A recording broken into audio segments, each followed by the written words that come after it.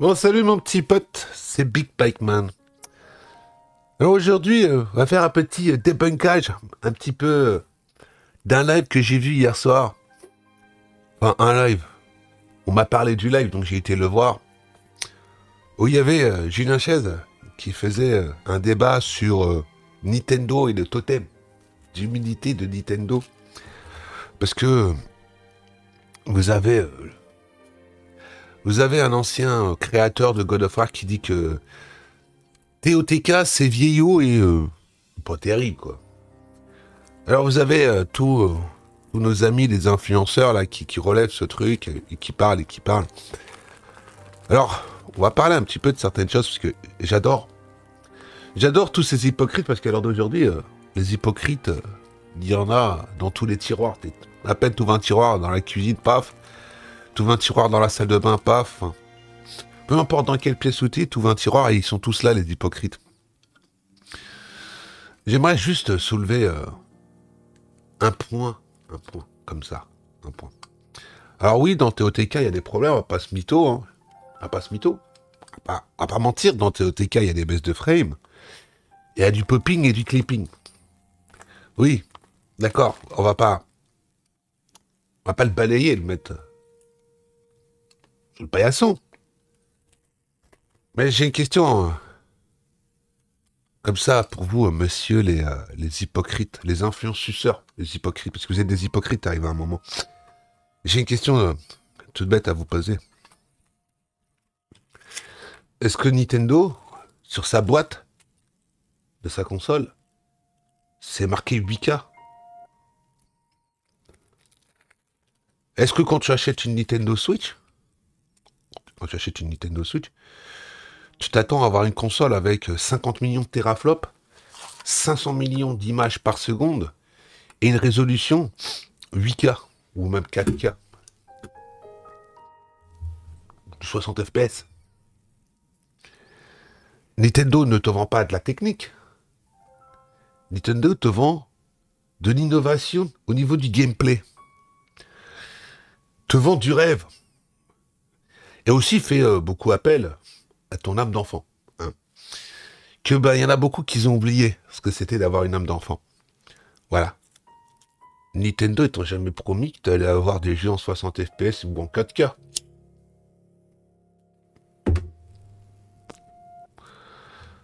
Que ce soit chez Microsoft ou que ce soit chez Sony, qui t'ont vendu des consoles du best, la puissance à l'état pur, la console la plus puissante, le trick racing, la 4K 120 FPS. Ça fait 3 ans que les consoles sont sorties, messieurs. Ça fait pas 15 jours, ça fait pas 6 mois. Ça fait quasiment 3 ans que ces consoles sont sorties. Aussi bien la PS5 que la Xbox Series X. Et on te parle déjà de nouvelles consoles pro. On se roule par terre. Quand tu vois ce qui en est arrivé à un point assez humoristique, les derniers jeux qui sortent sur PC, hein, une machine que t'as payé 4000 balles, tu mets ton jeu PC dedans, tu lances le jeu, et là c'est la catastrophe. Alors, il y a un vieil adage qui dit sans maîtrise, la puissance n'est rien. Ben, vous regardez Nintendo qu'ils ont des consoles techniquement à la ramasse. Techniquement à la ramasse, si vous voulez, hein, pas de problème. Mais eux, ils ont la maîtrise. Ils ont la maîtrise. Alors moi, j'aime bien les hypocrites, hein, les influenceurs qui ont une mémoire sélective. Ils ont une mémoire sélective. Hein. Ça, j'adore parce que là, ils taclent TOTK sur la technique, les baisses de frame, le popping et les clipping. Mais quand je vois ces trous du cul qui jouent à Harry Potter, que tu as sur ta console Xbox Series X, dans des endroits 10 secondes, en gros, pour que les textures pop, on les a pas entendus ouvrir leur gueule. Ou des bugs de PNJ qui passent à travers des murs ou quoi que ce soit, on les a pas vus ouvrir leur gueule. Ou des baisses de frame aussi, hein. On les a pas vus ouvrir leur gueule. Mais là, on vient dire, ouais, TOTK, il y a des baisses de frame, il y a du popping et du clipping. Mais on est sur une Switch, messieurs. On n'est pas sur une PlayStation 5 ou une Xbox Series X qui vaut 500 €.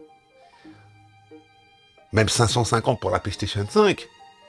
Et qu'on te dit c'est la meilleure console de la Terre et de l'univers.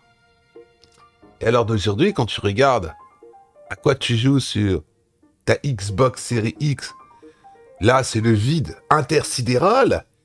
Et sur ta PlayStation 5, c'est des remasterisés ou des jeux PS4 portés sur PS5 et qu'on te vend au prix de fils de pute.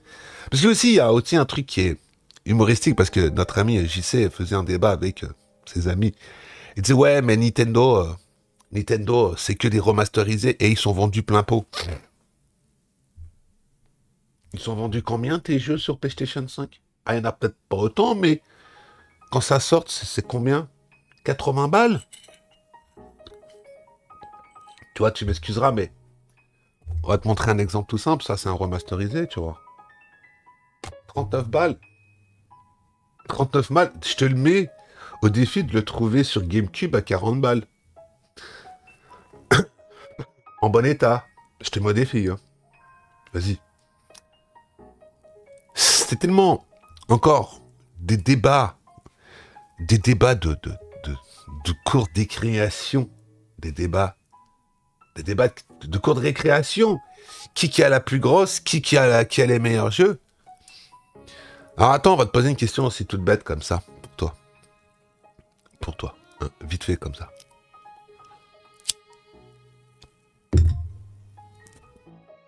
Prenons ta plateforme que tu veux, ta Xbox Series X ou ta PlayStation 5. Sur les 3 dernières années, à part un Kenao Spirit, un Ghost of Tsushima Director's Cut, ou un Returnal, ou un Elden Ring, donne-moi les exclus. Les exclus, chez qui y en a le plus? Je t'écoute. Non mais vas-y, je t'écoute. C'est Sony. C'est Sony. Il y a combien de jeux estampillés que PlayStation 5? Il y en a 7. Il y a 7 exclus PlayStation 5. En 3 ans, 7. Il y en a combien sur Nintendo Switch? Alors ça me fait doucement rire. Et puis tu sais, arrive un moment, faut arrêter de se toucher la bite, de dire moi, je veux du Kiki Racing, je veux du 120 FPS, je veux de la 4K. Parce que vous avez même pas sur vos Xbox niveau PlayStation. Vous avez même pas. Et vous avez promis, hein. Techniquement, des jeux qui sortent sont en 30 FPS ou 160. Mais quand tu regardes, ben, tout le reste, c'est tiré vers la baisse. Parce qu'ils sont tellement ambitieux dans leur délire et qu'ils voient que les machines, qui veuillent ou pas, sont limitées. Parce que quand tu as sorti ta PlayStation 5 et ta Xbox Series X, quand tu as vendu ça comme une console surpuissante, plus puissante qu'un PC soi-disant de la NASA, moi je te regarde, je te dis, il y a quoi dans ta PlayStation 5 pour donner un exemple, par rapport à une carte graphique dans un PC. Là, on est sur une 2060, hein. Mais même pas super, hein. Au niveau de la puissance, je parle. On en est où, là, aujourd'hui?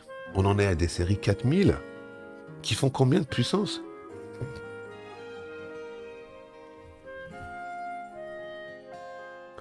De toute façon, vous savez, vous aurez beau avoir des consoles surpuissantes, vous aurez beau avoir des PC de la NASA ou quoi que ce soit, vous pourrez faire ce que vous voulez, hein. Mais les seuls qui vous mettront toujours une douille au niveau de la maîtrise de leur système, de l'optimisation de leur système, c'est Nintendo. Et au niveau du gameplay aussi, je suis désolé de vous dire ça, parce que je les vois tous, hein. Je les vois tous, hein. Ils voient pas ou ils veulent pas voir. Parce qu'ils ont tout simplement, on va dire, des lunettes en tôle. Et les problèmes sur les jeux qui sortent next-gen, On va même pas appeler ça les jeux next-gen parce que les consoles sont déjà sorties sur les derniers jeux de leur console fétiche. Surtout notre ami JC qui ne jure que par PlayStation. Parce que quand Carole Quinten publie sur Twitter « Ah, on fait pas de test Microsoft parce que ça paye pas assez »,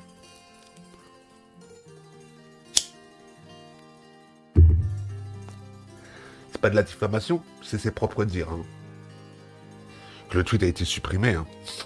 Mais si vous cherchez, vous pourrez trouver. Hein. Ou que vous voyez Julien Chies qui teste Resident Evil Village sur Xbox Series X et sur PlayStation 5, et que dans le menu il désactive le Kiki Racing, et qui dit c'est plus beau sur PlayStation 5, qu'en réalité Resident Evil Village tournait mieux sur Xbox Series X, parce que le framerate était plus stable.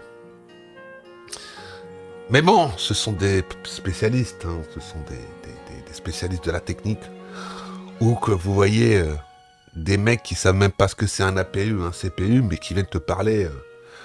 Enfin, moi, je suis assez mort de rire parce que il y a un truc qui est quand même assez foutage de gueule dans tout ça, c'est tous les gens qui font du focus sur ces personnes, qui mettent en avant et qui croient tout ce qui sont racontés chez ces personnes, qui sont mis en avant par les algorithmes, parce que ce sont des influenceurs, parce qu'ils ont plus un gros taux d'écoute que toi, ou n'importe qui d'autre, et que nous sommes une petite team qui crache sur la gueule de Sony quand il faut cracher sur la gueule de Sony, qui crachons sur la gueule de Microsoft quand il faut cracher sur la gueule de Microsoft, et chez Nintendo c'est la même. Alors oui, si tu veux, on va te faire un bilan de ce TOTK, hein, de ce TOTK. Alors oui, il y a des baisses de frame, oui. Il y a du popping, du clipping, oui. Mais le plaisir en main, avec la manette, bah j'avais pas ressenti ça depuis 6 ans, quoi. Donc résultat des courses, c'est quoi qui doit primer? Le plaisir in-game ou le plaisir de tes yeux? Qu'est-ce qui doit primer? Ton ressenti ou les avis des autres? Parce qu'arrive un moment, tu sais, les avis des autres, tu t'en bats les couilles. Moi, il y a longtemps que j'en ai rien à glander des avis des gens. Même ce qu'ils pensent de moi, parce qu'en réalité, ce que tu penses de moi, je m'en bats les couilles. La seule chose, c'est qu'en réalité, dans tout ce marasme, dans tout ce qui est dans le JV, les jeux surnotés ou quoi que ce soit, quel jeu te fait vibrer? Moi, je suis désolé de vous dire ça, mais peu importe qui que ce soit, tu lui sortes une licence Nintendo, tu parles de Zelda, c'est connu, tu parles de Mario, c'est connu, tu parles de Sonic, c'est connu, quoique le pauvre Sonic, il est sur le déclin depuis des années. Tu parles de God of War, pour les vieux comme moi, je suis désolé, Kratos, c'est pas un babysitter, God of War, c'est du couloir. De toute façon, même du Devil May Cry, le problème, c'est que vous pensez que le jeu vidéo se renouvelle, vous pensez que le jeu vidéo, ça doit être du FPS, des graphiques. Le jeu vidéo, c'est pas ça. Le jeu vidéo, ça doit être une expérience qui te marque. Une expérience qui te transcende. Quand tu es dans un jeu vidéo, tu dois avoir envie d'y retourner. Parce qu'il y a quelque chose qui t'attire. Alors ça peut être des graphiques, ça peut être ci, ça peut être ça, ou jouer avec tes potes ou quoi que ce soit. Mais le problème, c'est que tu vois, dans tous ces jeux qui sortent là dernièrement, il n'y a pas d'âme. Il n'y a pas le personnage charismatique qui te donne envie d'avoir des posters ou des figurines ou ce que tu veux, tu vois. Il n'y a plus, à part dans certains pépites, c'est très très rare.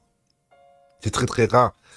Et puis il y a un truc aussi que je pense qu'il y a beaucoup de personnes qui n'ont pas percuté, c'est que la sortie d'un Zelda, pour les vieux comme moi, ou pour les moins vieux, ben, que tu veuilles ou pas, c'est une licence quand même qui est connue depuis plus de 35 ans.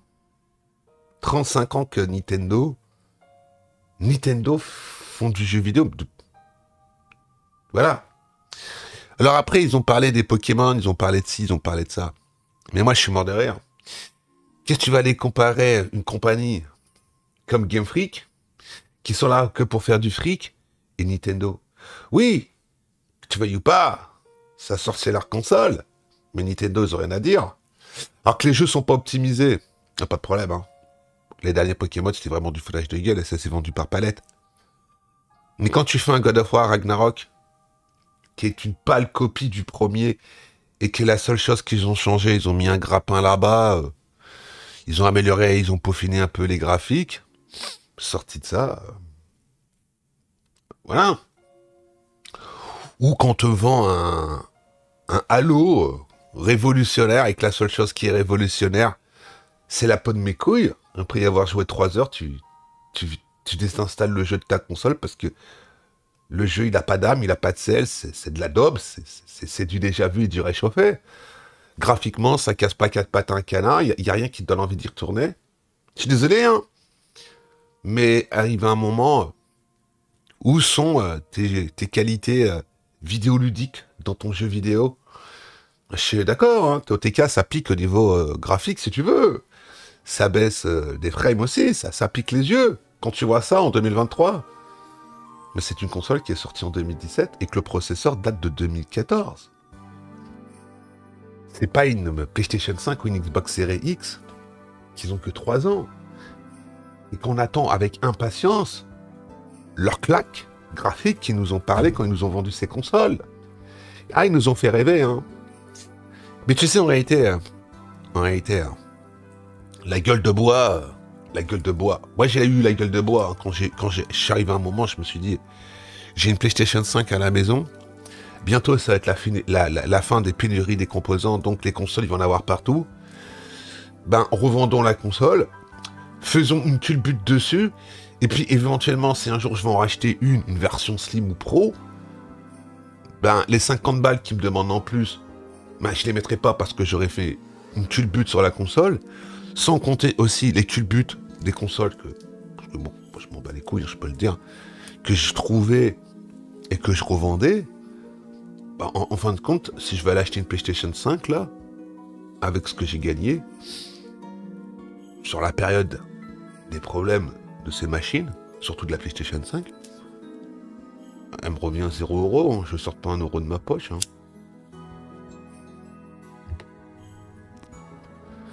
Donc, Nintendo a le totem d'humilité. Ils ont rien compris. Notre ami JC et sa team n'ont rien compris. C'est pas une question que Nintendo a un totem d'humilité ou quoi que ce soit. Après l'échec de la GameCube, que techniquement enculait tout le game à l'époque, Nintendo ils ont dit, bon écoutez, on a sorti une console qui nous a coûté des millions de développement. Les jeux, les éditeurs, ils ont lâché la console. Ben, pourquoi en fin de compte, il y a un truc, moi, qui me fait triper, c'est un truc que nos amis de chez la team du GV n'ont pas compris. Nintendo, avant, comptait sur les éditeurs tiers. D'accord? Maintenant, Nintendo ne compte plus sur les éditeurs tiers pour vivre. Maintenant, c'est eux, les éditeurs, qui comptent sur Nintendo pour vivre. Et ça aussi, je pense que nos amis du JV, ils ont oublié certaines choses. Quand Nintendo a sorti sa console, et que tous les éditeurs se sont barrés chez PlayStation, parce que PlayStation faisait des chèques, les facilités, hein, le développement sur leur PlayStation 1, que vous vouliez ou pas, ça a mis un coup de froid avec certains studios et Nintendo. Nintendo, ils ont une mémoire, hein. Ils sont pas comme nos amis les influenceurs, ils ont une mémoire, ils se rappellent. Quand la Nintendo 64 qui est sortie, pareil. Hein, pareil. Les éditeurs qui devaient développer, qui ont lâché la console parce que c'était plus rentable d'aller bosser chez Sony. Donc vous voyez, il y a même un truc qui était quand même assez humoristique. Quand Sega qui était mort, a sorti tous ses jeux chez Nintendo. Enfin bon voilà, bah allez, moi je vais vous laisser là, parce que ça fait déjà 20 minutes. Et je vous dis à plus dans le bus